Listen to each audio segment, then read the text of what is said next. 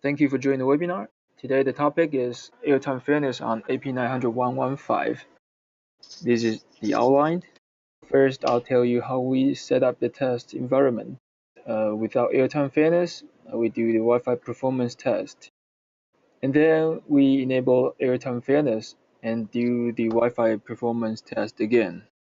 And then we compare the results.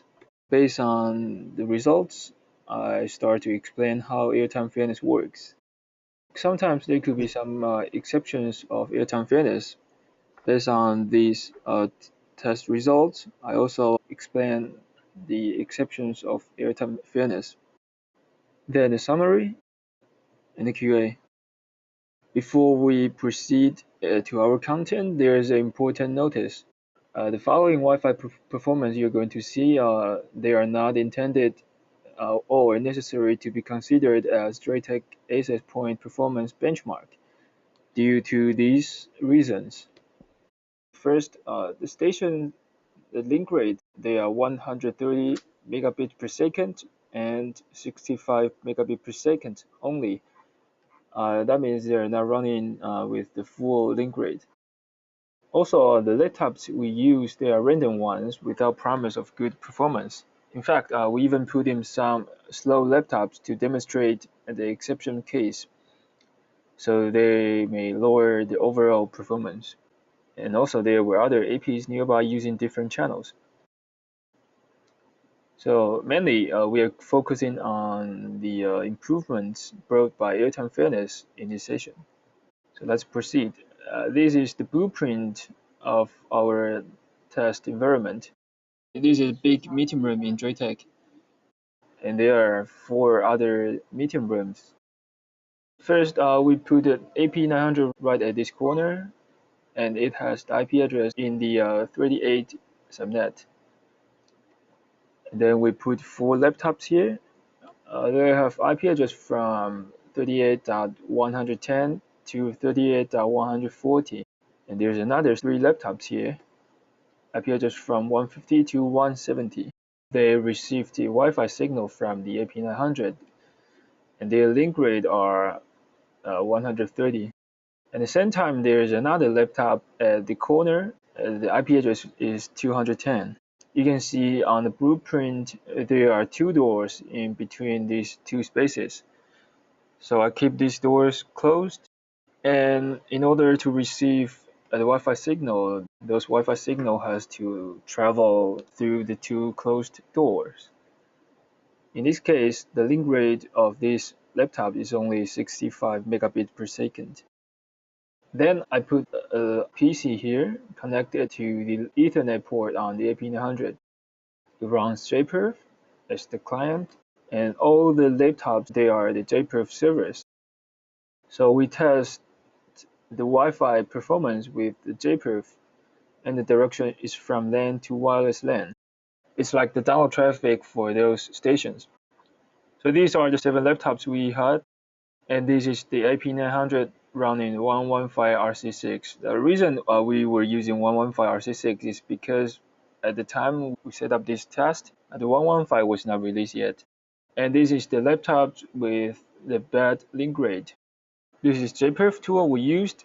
You can see we run 5 sessions for 60 seconds on each of them. Before we show you the test result, I want to talk about the theory about airtime. Theory number 1, each channel can be accessed by only one station at a time, and each station they has equal priority to access the channel. So if the theory works, in our case we have 8 stations, they should use the airtime equally. And if we have 20 stations, we don't list out the percentage. You can just see it. It's a beautiful figure. They have the same percentage of the time. So now let's take a look about our test results. Basically, we test 3 times. Test 1, test 2, test 3. You can see the result for each of them, and this is the average for each station. So the subtotal means the total from 110 to 170. These are the 7 laptops with good link rate. And 210 is the laptop with poor link rate. And the total means all these 8 laptops combined. So this is our test result. What we can find apparently is these two guys, 110 and 170, they got very poor performance. You can imagine if you watch the high quality video on YouTube, the 1080p video, you probably will feel the stall. So this is what we found. Some stations, they may feel the stall. So based on this average, we make another chart here. This is their performance ratio compared to the total performance. So we can say some stations, they are good at occupying the airtime. So we can call them the airtime occupier. For example, this 130, he used out almost 20% of the performance. So he's really good at occupying the airtime. So we can draw this pie chart without airtime fairness and compare it to the theory. So you can see some stations, they are good at occupying the airtime. Like these two, 120 and 130, they use out too much of the airtime. So you can see that 110 and 170, they barely got airtime compared to the theory partition they should get. Then we enable airtime. Again, we test 3 times, and we can see apparently these two, 110 and 170, they got improved. With this kind of performance, we can say they won't feel the stall anymore if they are watching the high quality video on YouTube.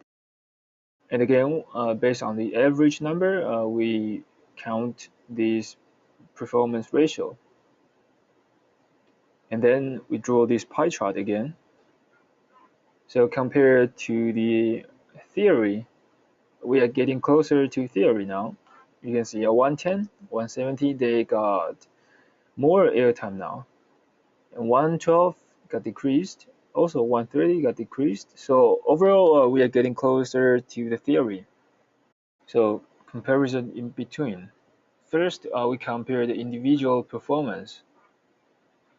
That means these two individual performance. Let's take a look. We count on difference and the individual improvement. You can see like 160, it got almost 200% improvement. Also this 110, 100% improvement. And we can found that this 120, he's the only one with good link rate got decreased. And also there's another one got decreased. That's the one with bad link rate. Other stations with good link rate, they all got improved. That's what we found from this chart. So we can draw this chart without airtime fairness and with airtime fairness. Again, you can see almost each of them got improved except 120. So we can say station with good link rate, they now have better chance to get better Wi-Fi performance.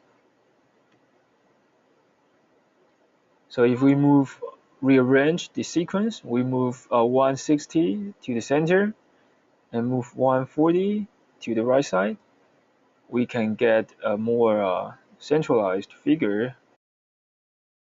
This is blue one without airtime fairness, and this is green one with airtime fairness.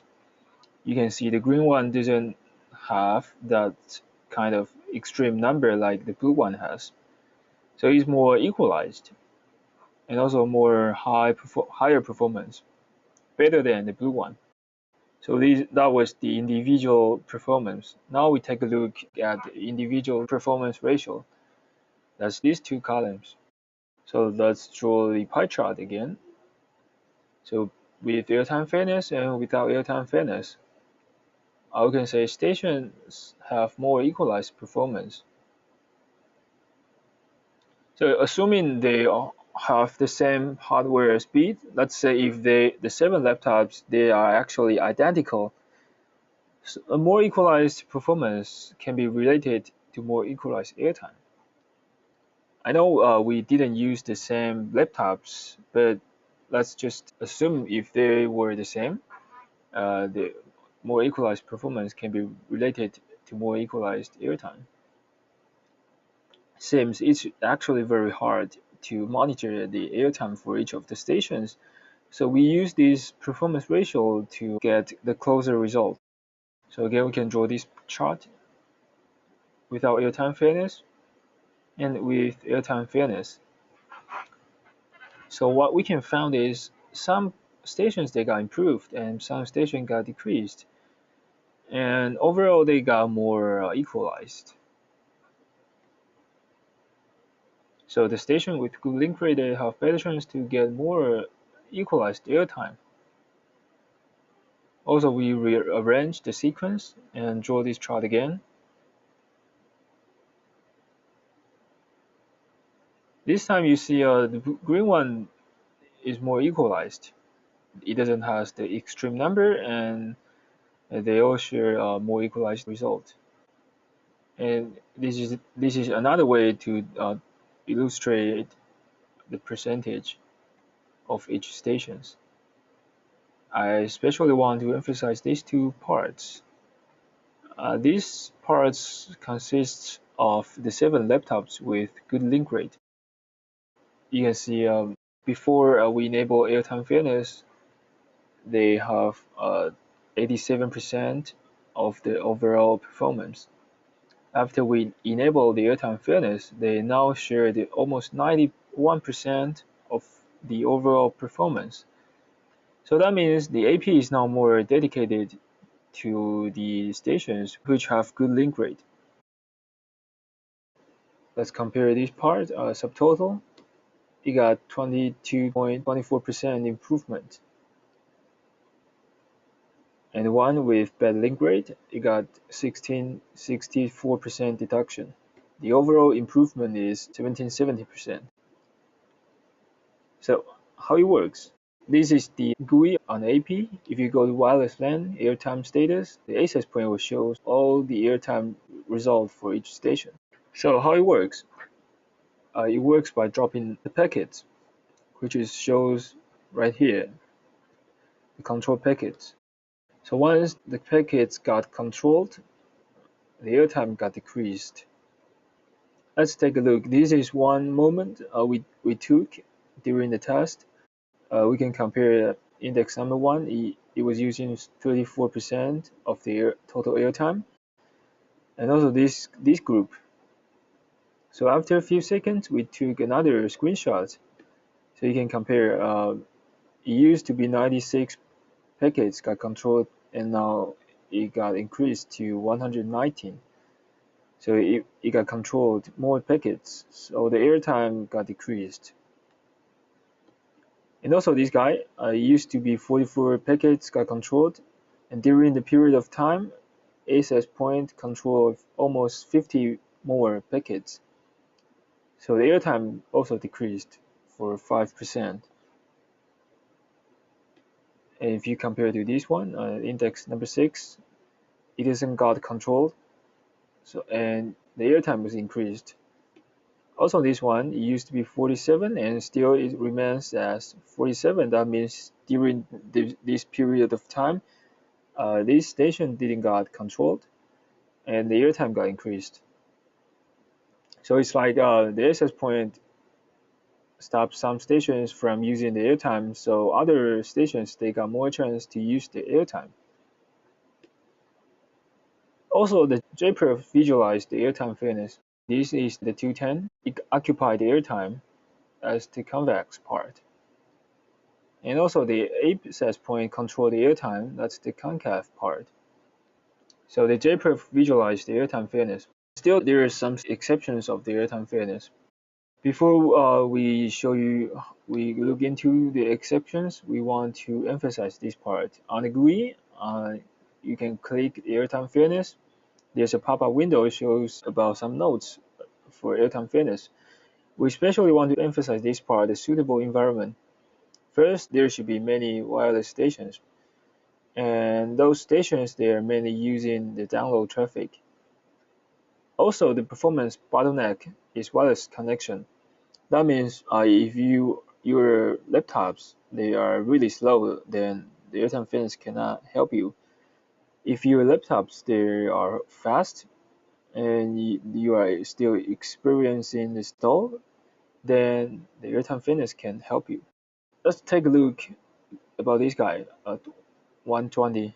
He's the only one got decreased after enabling airtime fitness. Why? So to look into this, we did some more tests. Basically, we test this guy alone. We give this guy the full airtime, see how fast it can run. And we found that this guy was only running at, so you can see a 36 megabits per second. If we compare it to this guy 130, the full speed is more than 90 megabits per second. So they got huge difference in the speed. So that means this guy 120, this is the slower PC. We don't know the reason why this is slow. Could be the slower processor or some other problems inside. We don't know. But in this case, the bottleneck is not the Wi-Fi. So the airtime fitness cannot help. We can check this group performance results. Let's take a look. On the upper right corner is the 120. You can see this guy is really good at occupying the airtime. It was always trying to occupy the airtime. That's the convex. So AP had no choice but start to control this guy. Since the 120 got less airtime, it's even slower. So this is why this guy got slower, because bottleneck was not the Wi-Fi. So the summary. First, after enabling airtime fairness, each station has better chance to acquire airtime. Again, compare the theory. This is without airtime fairness. Some stations they are good at occupying the airtime, so they use most of the airtime. After we enable the airtime, we're now getting closer to the theory. And summary number 2, it improves the overall Wi-Fi performance in most of the cases. The stations with good link rate got increased, and stations with poor link rate got decreased. So there's a hint. In the central AP management load balance, we can set the force overload dissociation by signal strength. So it keeps the stations find out the APs with good link rate, so we can avoid the stations with poor link rate got decreased cases. Summary number 3. Not all stations got controlled. We can say the airtime fairness is actually robbing the rich and helping the poor in the airtime, not in performance. Let's take a look of this group performance result again. We can see the 140 on this corner. It's actually faster than 120. It was running at almost 10 megabit per second. And you can see it barely got controlled. And compared to 120 again, it was getting controlled all the time. And also this 130 here, it was running at the speed with more than 10 megabit per second, and you can see it got controlled only around this time, and the rest of the parts it barely got controlled. So not every stations will get controlled dramatically. Only the guy occupying too much airtime will get controlled.